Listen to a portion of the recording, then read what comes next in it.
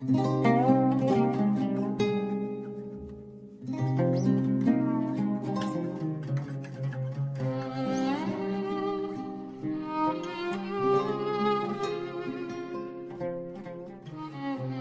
grand artiste Hassan Ben Cheikh, connu sous le nom de Hassan al-Hassani, est né le 21 avril 1916 à Bourar, wilaya de Médéa.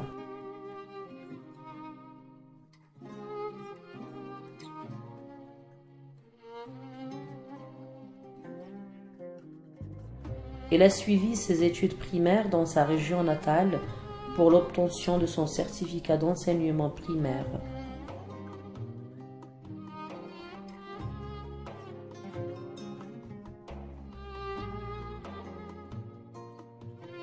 Son français s'est amélioré grâce à son père qui a enseigné cette langue pendant 30 années et qui est décédé en 1985 à l'âge de 91 ans.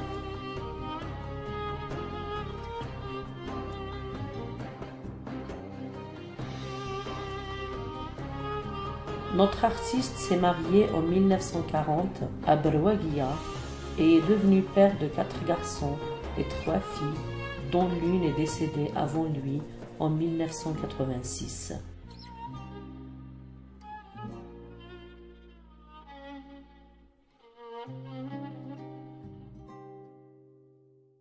Hassan al-Hassani n'a jamais fréquenté une quelconque école d'art. Son itinéraire professionnel était court.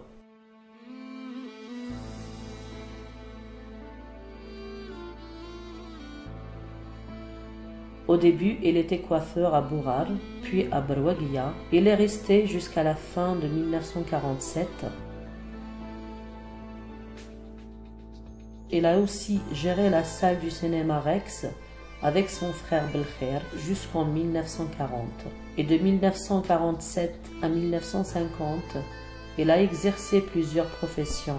De 1951 à 1954, il est devenu artiste au théâtre municipal avec Mouhidine Bechtarzi.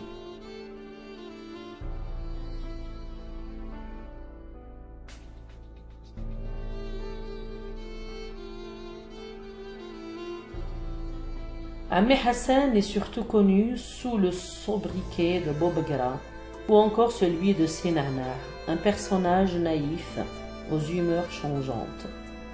Un paysan se perdant dans une capitale dont il découvre toute l'immensité et toutes les vicissitudes. L'artiste Hassan était intéressé depuis son enfance par les manifestations culturelles, sportives et sociales. Il a assisté en 1936 à la fondation de l'association Shams à Berwaguiya. Cette ville qu'il a pris dans ses bras lui a permis de se lancer dès son jeune âge dans la vie active en exerçant le métier de coiffeur de campagne. C'est d'ailleurs ce métier qui permet à Hassan de comprendre qu'il est fait pour l'art. Le passage de la troupe théâtrale de Mouhidine Bechtarzi dans la région de Berwaguiya fait entrer le jeune Hassan de plein pied dans le 4e art.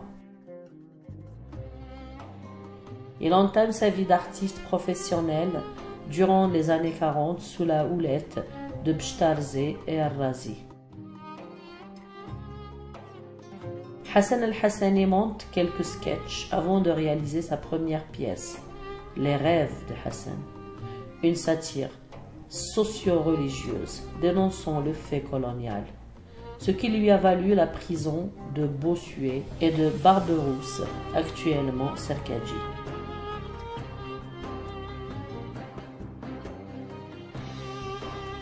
Mais cela n'empêcha pas notre artiste de continuer son métier en créant des sketchs pour remonter le moral de ses camarades prisonniers. Relâché à l'issue de la Seconde Guerre mondiale, Hassan al-Hassani réalise la pièce Qaïd Bouchmoura, une pièce référence puisqu'elle est reprise en 1948 en changeant de titre, Al-Hurriya. avant d'être représenté sous l'autre titre significatif, Le complot, en 1950.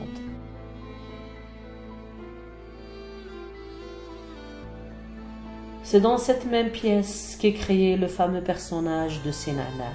Cette réalisation référence est encore une fois reprise après l'indépendance avec le titre le plus connu des Algériens, Tigoul ou Tigoulpa, avec l'ajout d'un troisième acte, celui où on montre le drapeau algérien.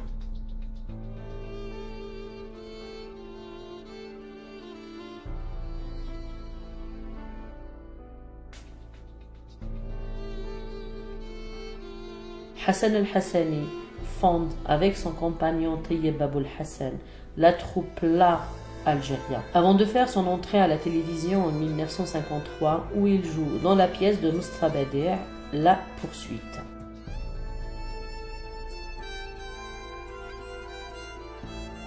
L'artiste Hassan el-Hassani se fait découvrir comme Moudjahid en exploitant un autre filon, la sensibilisation et la mobilisation de ses compatriotes contre le colonisateur.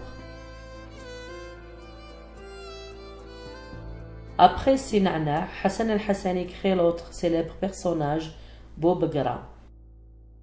Ce fameux paysan découvrant la vie moderne, c'était du temps où Alger connaissait un exode rural sans précédent.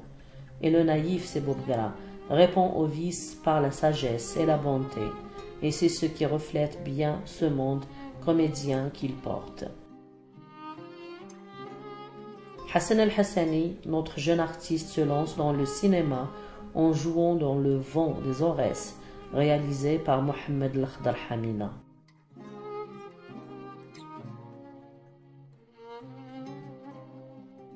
Depuis, Hassan el-Hassani a interprété 35 films, dont le long métrage italien-français Les aveux les plus doux, Z, et égyptien Sur Qaria.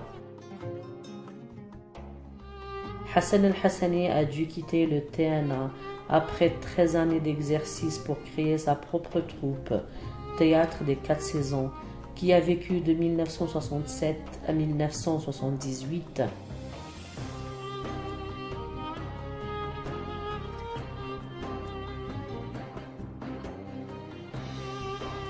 On ne peut oublier les résonances du timbre de la voix de cet artiste, aux fluctuations si limpides et avec laquelle il faisait partager le rire entre enfants et adultes. Il avait le don de donner sur scène cette chaleureuse bonté qui existait en lui. Durant le déclenchement de la Deuxième Guerre mondiale, notre artiste a pu profiter l'occasion de la préoccupation du colonisateur par la guerre à réaliser beaucoup d'œuvres à vocation patriotique.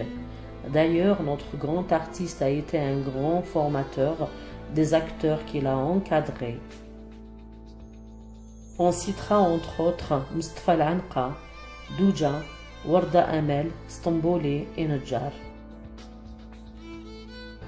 Et en reconnaissance de ce qu'il a présenté pour son pays dans différents domaines et comme cadeau d'anniversaire de sa 70e année, l'ex-président Chadli l'a invité à l'accompagner aux États-Unis durant les années 80 et où on lui avait organisé une petite fête pour la circonstance. De cet événement, il disait: c'est le jour de mon anniversaire à San Francisco. C'est le plus beau jour de ma vie. Même en étant élu à l'APN en qualité de député, Hassan Ben Cheikh ne quitte pas les habits de Hassan el-Hassani, le comédien. Il ne voulait d'ailleurs pas se représenter aux élections législatives de 1982, avoue un de ses camarades députés, qui précise qu'il voulait se consacrer au développement de la culture autrement. Il était exemplaire dans son travail continu, comme en témoignaient beaucoup de ses amis. Ses œuvres artistiques, théâtrales, sa première était la pièce Les rêves de Hassan, en 1943, suivie d'autres pièces telles que Le Caïd, Bouchmara en 1948, Na'na à l'école, El Fahem, c'est Belkacem el Bourgeoisie. Comme il a participé à d'autres pièces qui ont montré son talent, telles que Sehmouda, Tigo Tigulpa en 1945, L'Avare, Docteur malgré lui, Aram Ziyech. Il a participé dans beaucoup de films aussi, dont le nombre dépasse les 40.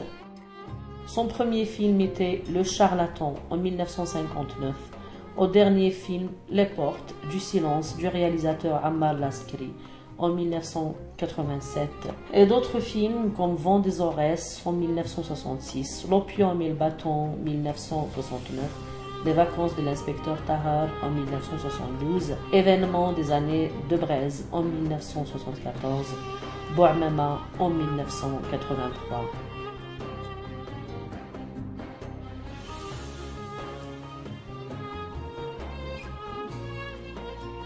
Avant sa mort de quelques jours, on lui a pris des scènes et des photos sur son lit de malade à l'hôpital Ain Nadja dans son dernier film, Les Portes du Silence, où il a pris le rôle du Moudjahid qui présente un témoignage vivant sur l'un des martyrs de notre révolution. Cet événement a mis en stupéfaction plusieurs artistes, réalisateurs et les amoureux du 7e art. Le vendredi 25 décembre 1987 à 10 h, suite d'une longue maladie, notre grand artiste nous a quittés à jamais à l'âge de 74 ans. Il repose au cimetière de Sidi Mohamed de Bouzarriha. Les noms Na'na, Belkacem, Boubegra sont restés gravés dans la mémoire des générations.